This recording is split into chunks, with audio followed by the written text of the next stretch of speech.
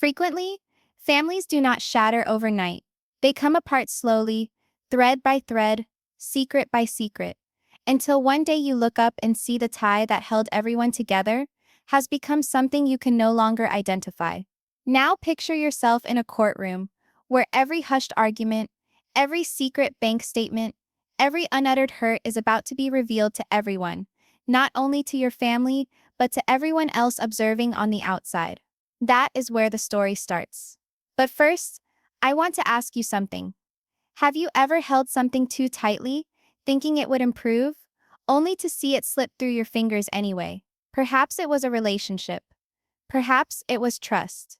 Perhaps it was the family picture you thought could endure forever. That's the essence of what transpired here. A family once considered to be a beacon of togetherness. Suspicious in its composition, perhaps, but envied by so many, stood not gathered round the dinner table, but facing each other in a courtroom, their deepest scars on display. The atmosphere in that room wasn't simply heavy with legal issues. It was charged with years of expectation, disillusionment, jealousy, betrayal, and loss for something that none of them could quite reassemble again. The father, former hub of it all, seemed empty, as if life itself had left him. The wives, each bearing their own wounds, sat separately, too exhausted even to meet eyes. And then, with one echo of the gavel, the unraveling commenced in earnest. But slow down just a bit. This isn't all about lawsuits and custody disputes. This is about what it is when love runs into secrets, when loyalty meets betrayal, and when individuals who created a life together find themselves wondering if it ever existed in the first place. Perhaps you've been there yourself, not in a courtroom where flashbulbs pop, but in those private moments when the truth came knocking at last. When you knew the person you trusted wasn't the same anymore. When the children had questions you couldn't quite answer. When the silence in your own home sounded louder than any fight. This story isn't only theirs. In many ways, it's ours too. It's about the universal struggle of holding on versus letting go.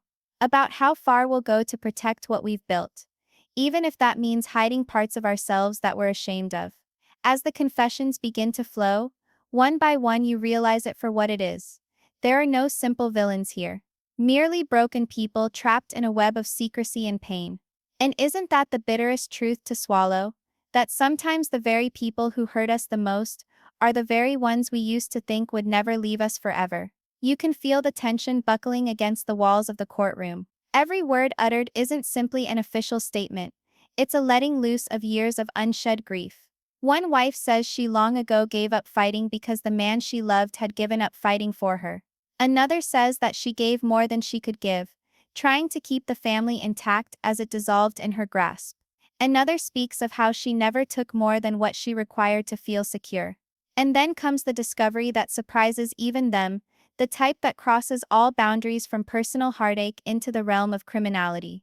But this is the thing, as hard as it is to look at, there's something painfully familiar about it. Haven't we all seen those relationships that seemed fine on the surface, but were crumbling in secret? Haven't we all wondered what actually goes on behind closed doors, when the lights go out and the masks are shed? That's why this story lingers. It's not just about one unusual family, it's about the human condition. It's about how secrets poison love, how silence becomes its own kind of violence, and how, at the end of the day, every one of us longs for the same thing: peace, forgiveness, and maybe just one more chance to make it right. So, I have to ask you, if your own life were on trial, if every error, every regret, every secret truth were revealed, how would you stand up? Would you fight to protect yourself? Would you break beneath the weight of it? Or would you summon the courage finally to confess the things you've been carrying around for far too long? With the verdict pending, the burden of all that's been lost weighs heavily. It's not only money and possessions on the line, it's love, trust, and the tenuous hope that something lovely can still bloom from the ashes. Every one of them is left to ask the same questions. Is there life after this? Can forgiveness ever be sufficient? Or is the wound too profound to be healed? And that's where we come in together. Because this isn't their story to tell. It's ours to consider. It challenges us to examine our own decisions, our own families, our own tenuous efforts at love, and ask ourselves, are we clinging to something that's already lost? Or are we courageous enough to make the first move towards something new? It's not a fairy tale, it's not a scandal tarted up for tabloid cover stories. It's real, it's raw, and it's human. And as we walk through it, step by step, you'll see not only the destruction of a family but also the soft glimmers of perseverance. Fragile, tiny pulses that even after the blackest nights, individuals still grasp at healing. So grab a seat, my friend. Let me bring you back with me into that courtroom, into those shattered hearts, into the tale that's as much about endings as it is beginnings. Because what you're about to hear isn't so much the story of one family coming undone, it's a mirror. And if you peer hard enough, you might just spot reflections of your own battles, your own queries, your own silent hopes. And when the final chapter comes, the question won't be whether justice was served or punishment was fair. The real question will be one you'll have to answer for yourself. Is it ever too late to do what's right? Now, let's begin. The bailiff's booming voice rings through the courtroom. All rise, and the entire room seems to hum with electricity. Cody Brown isn't only on trial with his wives, he's on trial with the world. And then, rather like something straight out of a film, there appears at his side a mysterious fifth woman. She leans forward, speaking softly but cuttingly enough. It's time they know everything. You can almost hear the gasp from the gallery. Betrayal, secrets, and a multi-million-dollar inheritance that's going to blow this family wide open. Thought you'd seen Sister Wives drama? Buckle up, because the deception that's about to be exposed will make everyone take sides. So which team do you belong to? Team Cody, Team Robin, or perhaps Team Fifth Wife? The bailiff's voice rings out once more along the marble halls. All rise, and there is Cody Brown. Normally smug and self-confident, now curiously diminutive in the cold light of the fluorescent tubes. Cameras click. Journalists elbow each other out of the way.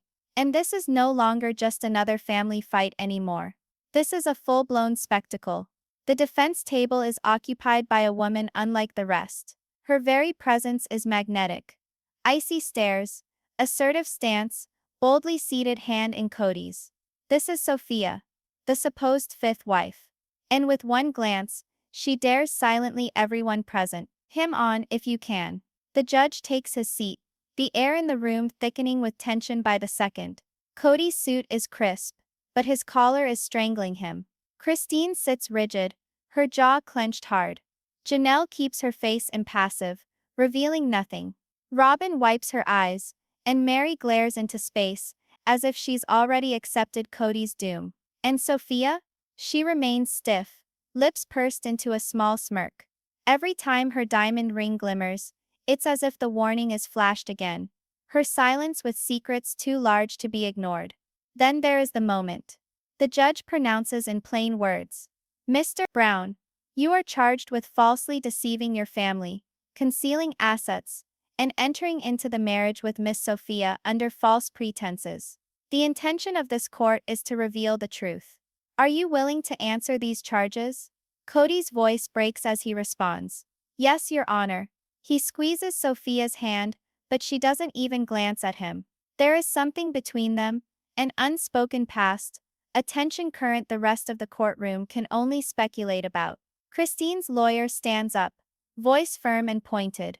We will establish that Mr. Brown diverted family money into hidden accounts linked to Sophia, jeopardizing the homes and futures of his own children.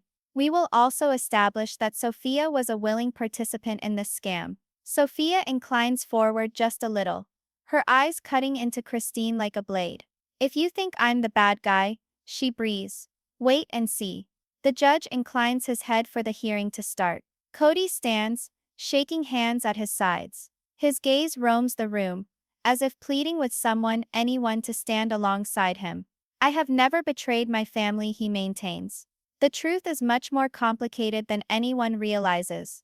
But the court is not believing it. Christine is crimson with rage. Robin is crestfallen. Janelle's eyes are cold. And Mary's face is inscrutable. Sophia naturally does not stir. And just when you think things can't get more dramatic, Christine's lawyer thumps a fat envelope on the table. Your Honor, we have proof.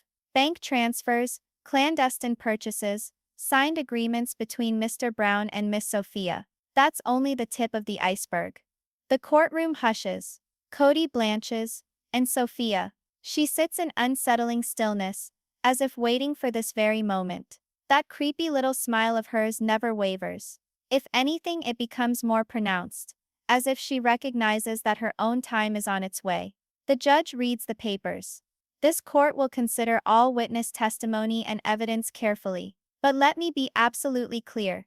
Any attempt at perjury or lying will be rewarded. And as the flashes of the camera slow, each pair of eyes within the room reflects the tempest to ensue. Outside, there are mobs rushing up the courthouse steps, waving signs, calling for justice, calling for answers. The world is watching. Inside, Cody's gaze drifts, beyond his wives, beyond the shattered years of trust. For a fleeting second, he almost seems regretful. Almost, and then Sophia creeps closer and whispers something only he can hear. His face sets again. And that's when you realize in this courtroom, no one is really innocent. Everybody here has something to keep hidden. The courtroom's silence is shattered when Christine's lawyer pushes open the first document of evidence. The air constricts. Everyone's aware that something is going to burst. Christine hunches forward, knuckles bunched, holding the table as if it'll anchor her fury. Robin leans back in her chair, lips shaking, her gaze flicking from Cody to Sophia and back again. Janelle is stiff, face expressionless, ready for bad news. Mary's head is bent over papers, all the folds in her face, furrowing with memories she'd rather not have. The lawyer displays a photocopied bank statement for all to view.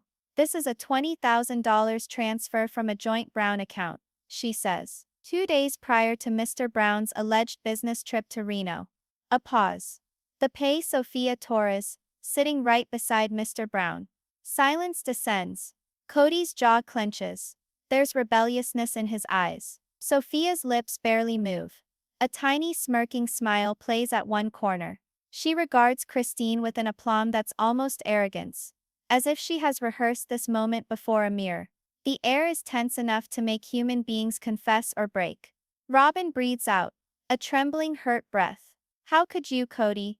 Cody remains silent. He gazes at the declaration, and for an instant he seems older, wrinkles etched deeper. A man torn between remorse and obstinacy. Just when he appears to break, Sophia edges forward and whispers something too low to be picked up by the microphones, but audible enough to brace him. His shoulders stiffen, his jaw clamps down. Everyone knows now something far more immense is involved. Christine's lawyer continues. We also have receipts for hotel stays, jewelry shopping, in-house dinners, all paid out of the same secret account. The judge arches an eyebrow and stares straight at the two of them. Mr. Brown, Miss Torres, can you explain? Cody swallows hard. His voice shakes but steadies. Sophia was helping me, he explains, and investments in business that I did not want the family to be aware of. I never meant to harm any of them. Christine sneers, venom in each syllable. Private or hidden from us. She spits. The women's tension buzzes like a live wire. Sophia finally speaks, in cool tones. If anyone in this room believes that Cody is the only one with a secret, they are wrong. He is not the first man deceived by those who should be closest to him. Gasp ripples through the courtroom. The judge pounds his gavel. Order, you'll have your say, Miss Torres. But let's be clear, this case is about money and trust. We will remain focused on the facts. Robin's voice cracks as she begs. We were a family, Cody. We trusted you. We believed your promises. Sophia greets her with a stare that silences her. You believed what you wanted to believe. Sophia responds icily. I gave Cody a choice. He chose the truth with me over lying to you. Perhaps it's time you asked yourselves why. The room falls silent. Robin's tears give way to rage. Christine writes notes, already thinking ahead to cross-examination. Mary reaches out to Janelle and whispers, Did you ever suspect? Janelle takes a deep breath. I suspected things, just not her. The court clerk then wheels in a fat folder. Christine's lawyer leafs through it and removes grainy photographs. Cody and Sophia in the lobby of a posh hotel, wine glasses on the tables, laughing, arms loosely around one another. The judge looks at the photographs. Voice firm. Mr. Brown, you testified these were business meetings. The dates and places don't align with your statement. Would you like to explain? Cody closes his eyes, the burden of a decade of secrets bearing down on him like a boulder. His voice is hoarse, tired. I screwed up, but not every dinner was a betrayal. Christine emits a disgusted laugh, heavy with incredulity. And you think we're going to buy that after everything? Sophia leans back, her poise unbroken. Some hide the truth to save others, some to save themselves. She regards Christine with a piercing gaze. Which were you, Christine? If you can sense the tension building in that moment, you're not alone. Each lie revealed seems to lead to another still hidden, just ready to blow. Outside, mobs throng the courthouse steps. Supporters and protesters. And plain old gawkers wave signs and scroll phones. Observing in real time. Hashtags trend. Rumors spread like a plague. And each movement inside the courtroom is being analyzed, as if it has clandestine meaning. Inside, the judge orders a brief recess. But no one stirs. The quiet is thick, oppressive. Robin is the one who actually breaks it. Her voice little more than a whisper. Why, Cody? Why did you introduce her into our lives? What did she have that we didn't? For the first time, Cody's mask cracks. Regret softens his face, his voice bare and unadorned. She made me feel seen. She listened. Christine's jaw clenches. We listened, Cody. You just quit speaking to us. Sophia releases a soft, throaty laugh that teeters perilously close to cruel humor. He never ceased talking. Maybe you just ceased to listen. The judge enters once more, patience unraveling. Now we will begin the witness testimony. Miss Torres, you will testify. Sophia stands up slowly, smoothing her skirt with slow deliberation. She locks eyes with each wife, her face a silent challenge. Whatever tale they believe they've heard, she's going to rewrite it. She glides to the stand with measured, deliberate steps, her very presence holding the room. And if you believe she's going to make a confession, think twice. Her next sentence will turn everything on its head. The bailiff administers the oath. Sophia's voice is firm, resonating with a conviction that makes even the toughest cynics wince. State your name for the record. The judge directs. She fixes him with a level stare. Sophia Noel Torres Brown. She adds Brown to her name, and the effect is like a bombshell dropped. The gallery is filled with gasps. Christine turns white. Robin's mouth drops open, and Janelle pounds the table with a frustrated tap, her self-control wearing thin. The judge demands order, then inclines his head. Proceed. Speak on your own behalf. Sophia's eyes scan the room, pausing briefly on each of the wives before she begins to speak. Her voice is level, unyielding. From the start, I was promised honesty, a family built on truth. But that was a lie. I didn't get here to steal someone's husband. By the time I got into this picture, Cody was already gone, and none of you ever even noticed. The words are like a slap. Christine pounces forward, shaking with anger. You think you know what we've suffered. You think you're the victim. Sophia puts up a hand, quieting her. I'm not looking for sympathy, but if you want the truth, you have to listen to it all. She starts telling of late-night phone calls, secret meetings, and conversations full of wounds Cody never made with the rest of them. He wasn't hiding just from you, she whispers. He was hiding from himself. The judge cuts her off. And the money? The secret accounts? Sophia doesn't blink. I begged Cody to level with me, to tell the whole truth, but he was scared of losing the houses, the show, the perception of harmony. I lied for him. I thought I was covering for him. But every lie just deepened the hole. Christine's lawyer seizes on it. So you're admitting to concealing assets? Sophia nods unflinchingly. No shame, no guilt. I'm admitting that I fell in love with a broken man and that I made mistakes. But don't be naive. I am not the only one here who has lied. And just when the courtroom seems like it can't possibly get any heavier, Sophia teases that the real storm has not even landed yet. Because the next bombshell won't drive Cody against his wives. It'll drive wife against wife. And when that occurs, loyalty will break like glass. Robin collapses, crying openly. You could have left, you didn't have to stay. Why did you stay? Why did you hurt us? Sophia's eyes falter for only an instant as she replies. Because I witnessed something in Cody, a hope, a fear no one else was willing to confront. I believed I could assist him. Perhaps I only wanted to repair something that was already beyond fixing. For the first time, Mary speaks. Her voice is low and firm. You speak of honesty, Sophia, but you entered through the back door. You constructed your home here on lies. Sophia's response is quick, rough. I entered through the only door Cody had left ajar. The rest were secured long before I did. The judge clears his throat, voice stern. Miss Torres, this is a court of law. Were you knowingly engaged in fraud or financial wrongdoing? Sophia breathes slowly, her facade crumbling just a little. I signed documents at Cody's insistence. I trusted him. Perhaps that was my error. But I never accepted $1 I was not paid. I never forced anyone.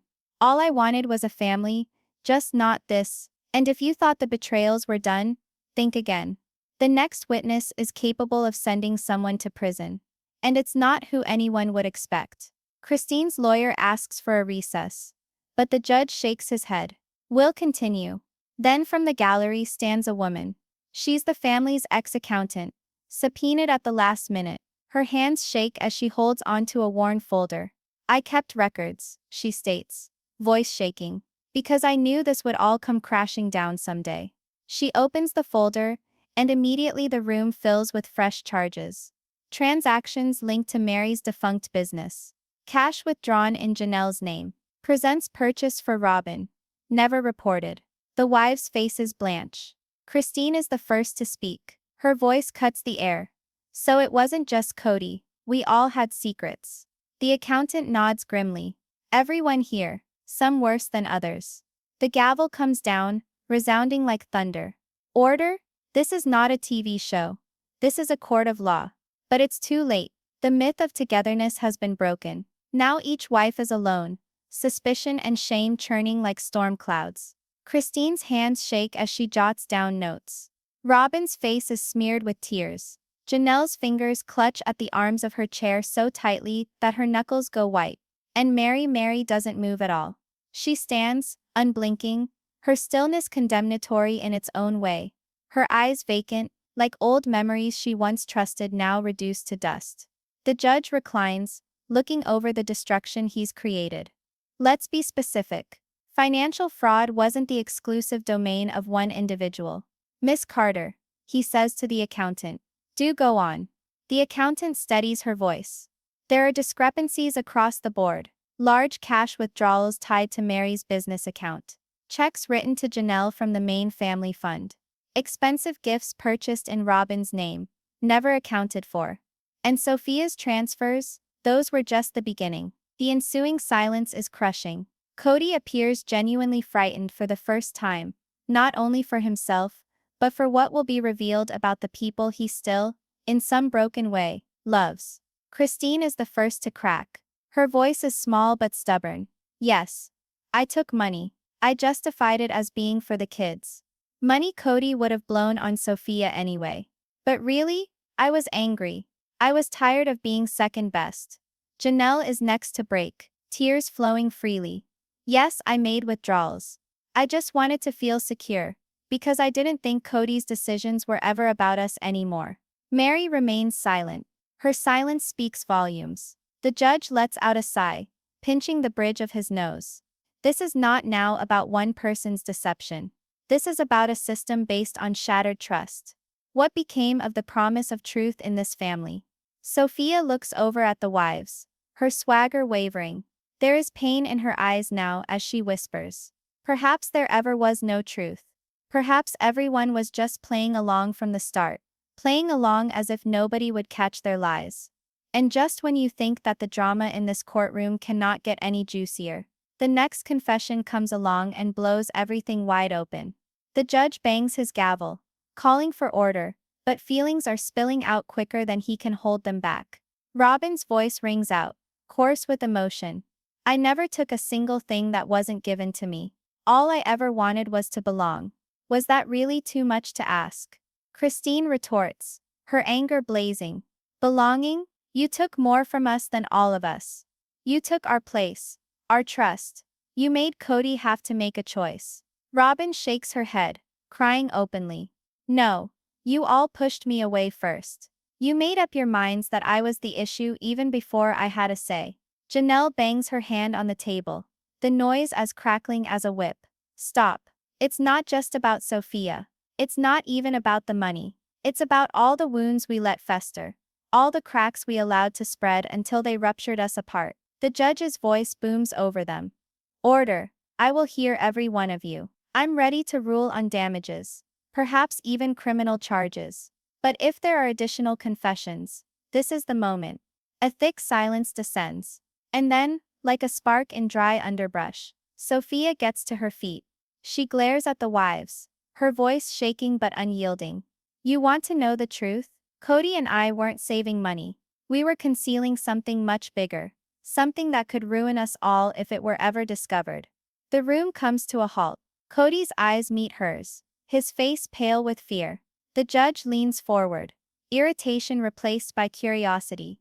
Miss Torres Brown, are you telling me this is more than financial fraud? Sophia nods, bravado gone.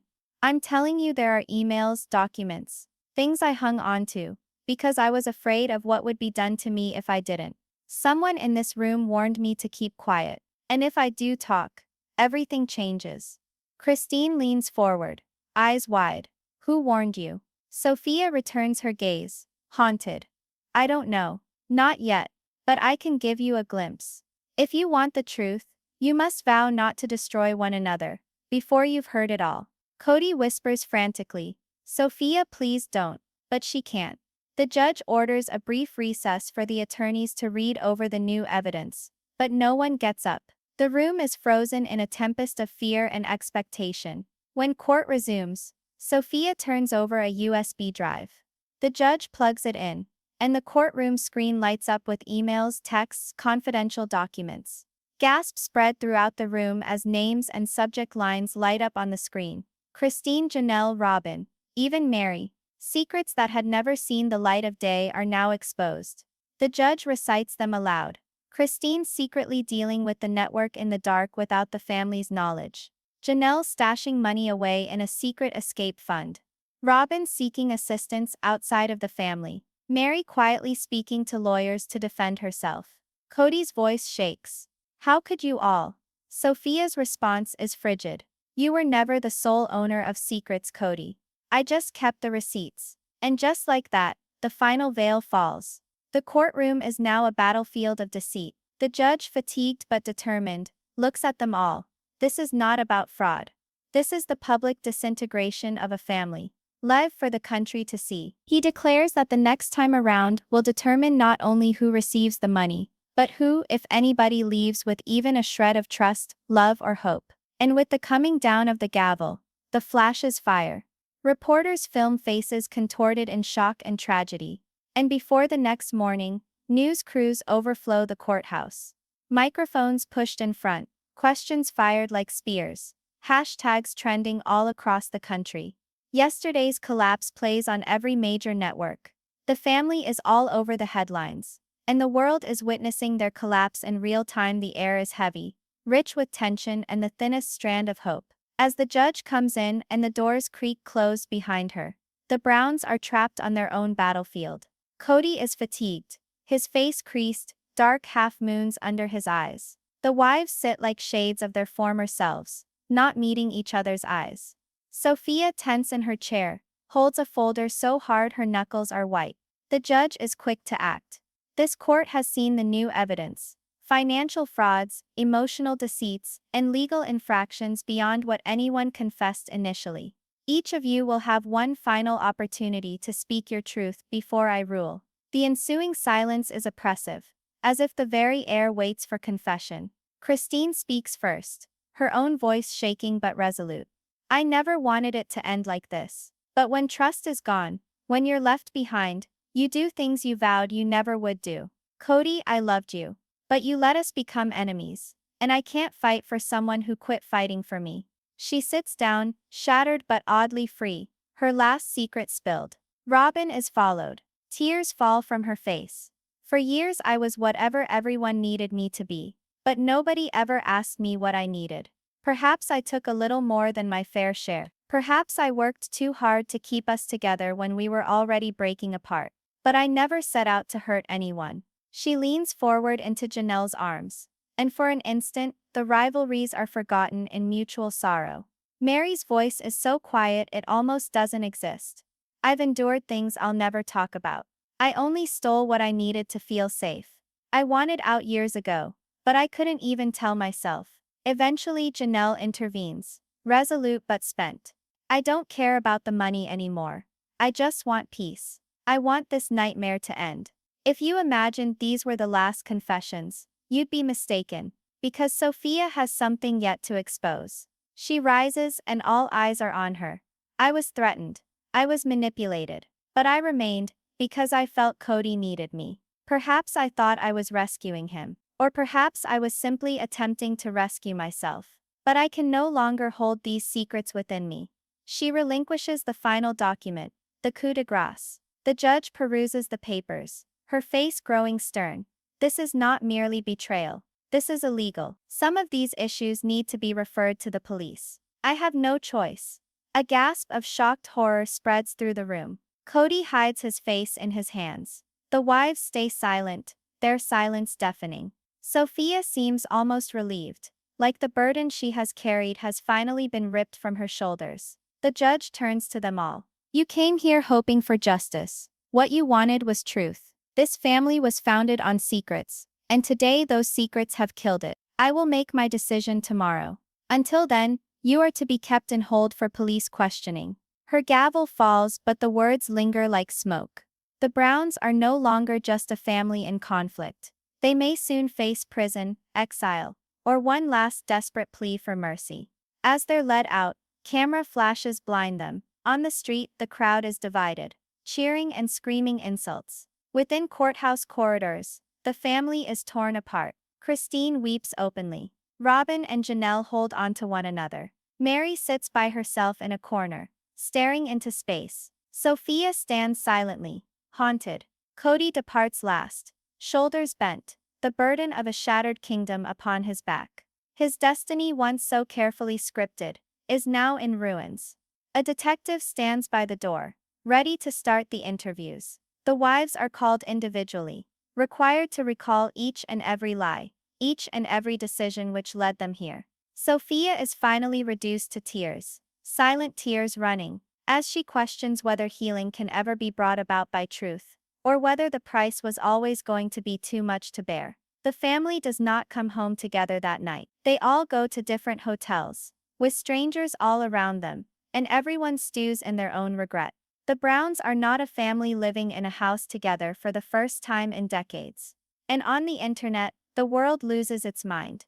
Social media is aflame. Some finger Cody, others blame Sophia, and many say it was the wives who tore everything down. Everyone has an opinion. Everyone takes a side. In the end of it all, there isn't really a villain here, just hurt people trapped in an endless cycle of secrecy and pain. The last day comes around, and with it, the hope of answers. The courthouse is again filled to capacity. The Browns are going to be judged, no, not just by the law, but by each other and by the millions who once admired them as icons of unorthodox love. But if you think it all ends at a verdict, think again. What is about to unfold will alter the path of every life that comes into contact with this family. As the sun comes up over the courthouse, its shadows reach long across the lawn, and even into the heart of the courtroom. Each seat is occupied. Family and friends, reporters and strangers, who have been attracted by the public promise of accountability.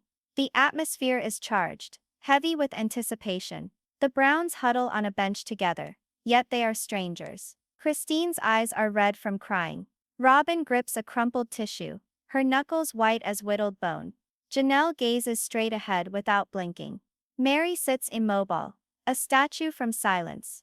Sophia sits tight and unyielding, apart from the others. And Cody, once proud patriarch, appears a ghosted-in man, hollowed out. The judge enters. The ring of the gavel is as mournful as a funeral bell. This has been a case without precedent. He starts, his words heavy with a hush that fills the room. A case of deceit, heartbreak, and the public disintegration of a family for all the world to see. Today I will give my verdict on assets, on accusations of fraud, and on the criminal recommendations that must follow. He stops, the quiet lingering nearly intolerable, and then his voice softens, though his gaze is still keen. But first I need to address what's actually been lost. You created something that's not common. A family that in all its failures attempted to construct love, where the world told you there couldn't be love. But love cannot thrive in the darkness. Secrets are toxic, and today all of you are paying the cost. And so, the verdicts are handed down. Christine is awarded custody of her children and a portion of the assets, but is punished heavily for concealing money. Janelle retains her savings, but an investigation threatens the missing money associated with her business accounts. Mary's assets are seized, her future left in the balance. Robin, in spite of her loss, leaves with much less than anticipated. Her deeds deemed self-preserving, but not vindictive. Sophia is acquitted of criminal charges, but prohibited from ever laying hands on brown money again. The judge then faces Cody. His tone becomes stern. Mr. Brown, this debacle was conceived by your actions. You are responsible for fraud and breach of fiduciary duty. You will make restitution publicly, and additional charges are pending once law enforcement finishes its investigation. For the first time during the trial, Cody cracks, his shoulders slump forward, and tears fall from his eyes. But as unforgiving as the law can be, the punishment at the hands of those who once loved him runs far more deeply. The actual sentence, the one handed down from his family, has just begun. With a last tap of the gavel, the case is closed. Reporters descend, cameras pop, and the family disperses, unable to maintain even the tenuous facade of cohesion. Christine gathers her children and departs in silence. Janelle follows behind, her tears refusing to fall, although her eyes swim with them. Robin waits, expecting someone to invite her to remain, but no one does. Mary leaves by herself, her future as precarious as the lonely corridor she walks down. Sophia slips away quietly, no longer known as anyone else's other woman, but simply as herself. And Cody? Cody is left behind in the deaf courtroom, the kingdom he once held so much power over shattered to ashes. His name sullied, his kingdom lost. Outside, the world responds in a maelstrom of feeling. Some cry for them, some protest against them. Others observe with ghastly interest, parsing every utterance, every movement, every revelation. Commentators argue. Fans psychoanalyze. Justice is called for. But answers, real answers, elude them. Within the courthouse, quiet settles like dust, the reverberation of shattered lives hanging in every corner. That night, for the first time in decades, the Browns are no longer a family under one roof. Each goes apart, alone, into separate rooms, separate hotels, separate lives, and in that isolation, they at last confront what they had been putting off all these years. The cost, unbearable, of secrets. Christine holds her children tight, attempting to convince them of a second chance. She is smiling, and she offers the right words. But deep inside, her own fears are crushing her. Janelle sits in the evenings, fixated on her phone, too nervous to call anyone, too lost on what's to come. Fear holds her immobile, her mind going round and round in circles about the unknown. Robin cries herself to bed most nights, thinking back on the way the family's story once used to be full of hope rather than heartbreak. Mary packs just one suitcase, not yet knowing what life will bring her. Sophia erases all the messages and pictures linked to her past, willing to walk into the future by herself, even though the loneliness feels deeply. And Cody, once the proud hub of it all, sits in a budget hotel room. He looks at the old family portraits, speaking apologies into the silence, to faces that can no longer hear him. Now, you might think that the verdict ended this tale, but it didn't. Endings never provide closure. Sometimes the most difficult part comes afterwards, when healing is required, and nobody feels ready to begin. The world continues with its interviews, headlines, and gossip. But for the Browns, time crawls. Each hour is spent with what-ifs and regrets, with no easy explanations. Christine tries her best to keep her small household intact in a new place. She wakes up before dawn, cooks breakfast, braids her daughter's hair, and says a silent everything is going to be fine, even when she can't quite make herself believe it. Her phone rings non-stop with calls from old friends, strangers, journalists. She answers them all, only when her children require her. Some days she has wings. Other days, she is a specter haunting her own existence. Janelle wanders around her apartment, agitated. She makes lists, budgets, plans. But when evening comes, the quiet closes in. Sometimes she scrolls through pictures of her family, her finger on Cody's face, and asks herself, does she miss him, or just the illusion of the life they used to pretend to live? Robin hides in her townhouse, fearful of the outside world. She avoids cameras, strangers, even seeing her own face in the mirror. She attempts to contact Christine and Janelle, but their responses are cool, formal, never affectionate. Robin questions whether forgiveness is an option, or if the wounds are too deep to mend. Mary floats in limbo.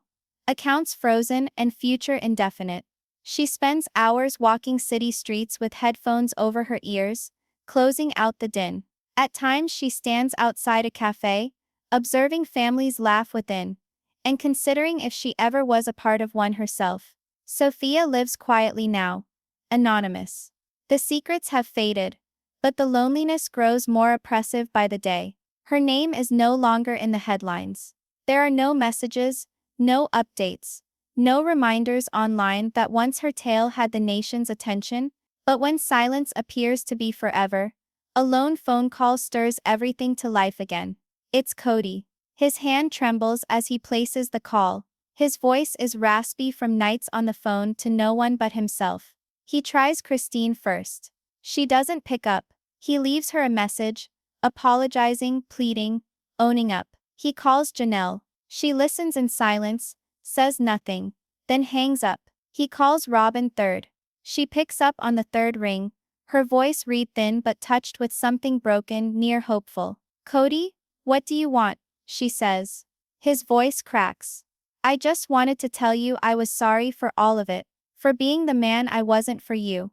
The line falls silent with agonized tension. Then Robin barely breathes.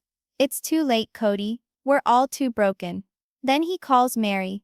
It goes straight to her voicemail. Another dead end. Cody sits in the dark room, holding the phone, finally realizing that the family he has created has actually fallen away. But when hope is lost, the first glimmer of light opens up. Sometimes healing starts in the most surprising places. And sometimes it is the kids who make that initial courageous move. One night, Christine's youngest daughter looks up and whispers if she can visit Robin again. Once she wasn't bad, Mama, the girl whispers. Christine hesitates at first, torn between sheltering her heart and respecting her daughter's optimism. But the following day, she sends Robin a brief, guarded note. The kids miss you, maybe someday. When Robin reads it, she weeps, sobbing for hours. But this time, the tears taste different, softer. Like rain after a long, cruel drought. In town, Janelle pushes her way into a group therapy session, scared but persistent. Mary reconnects with an old acquaintance and talks all night, sharing new beginnings. Sophia navigates her way to a shelter, volunteering, leveraging her own story as both warning and lesson. Healing, it happens, isn't a work that commences with grandstanding speeches or grand gestures of reconciliation. It begins with little courageous moments, moments of honesty, generosity, and humility. Weeks go by, and gradually life starts changing. Christine finally hosts her children's siblings at her small house on the outskirts of town. The reunion is strained at first, silent, tense, but soon enough, the children begin to laugh together, reminiscing about the old times and creating new ones that have nothing to do with their parents' feud. Robin also arrives, shaking as she enters. She hugs Christine, her eyes brimming with apology. For them, she barely whispers. Christine swallows hard and nods, laying pride aside for the benefit of peace. Later, the two women sit on the back porch as the children play. They are not friends. They are not enemies either. They are merely survivors of the same storm, talking softly, hesitantly, about what didn't work, and what they wish they had done otherwise. Janelle, bolstered by therapy, starts to rebuild relationships with friends from previous to the polygamist era. She allows herself once more to hope, for happiness, for liberty, for life beyond the shade of what previously was. She plays with her children, tests new recipes, even laughs at jokes that previously cut too deep. And gradually she learns the most difficult forgiveness of all, self-forgiveness. Mary receives good news at last. Her assets are returned to her. She is free for the first time in years, unshackled from the past. She arranges a holiday alone, standing on a windy beach with her eyes closed, sucking in freedom and the promise of something new. Sophia, free of the Browns, pours out her tale on the page, not for the tabloids, not for the world, but for herself. She buries the past while bringing forward the lessons. And Cody, alone, but not entirely broken, walks through the hollow spaces of his previous life. At night, late he says their names aloud, willing to hear echoes. One day he spreads out on the table old photos, gazing at them until reality sets in. He acknowledges before himself what he lost, what he destroyed, and the injuries that he never let heal. No audience, no camera, just a man confronting his regrets. And yet, even for him, a glimmer of hope burns, not for forgiveness, but for redemption. Perhaps, he can be a better man in the pages yet to come. Distributed as they are, the Browns start to give glimmering evidence of mending. A message replied, a birthday not forgotten, a tired family joke thrown into a mass message no one believed would be reanimated. It isn't a fairy tale resolution, but it's true. Life, for all the harm, refuses to leave things as is. And now, the tale comes to you. After all these turns, betrayals, and attempts at forgiveness, what would you do? Would you give a second chance? Or would you let history decide the future? The Browns saga may have come to its last act, but yours is still in the making. If you've made it this far, tell us in the comments. Is it ever too late to do the right thing? And who, in your eyes, truly deserved forgiveness? The screen fades, not on judgment, but on that one haunting question.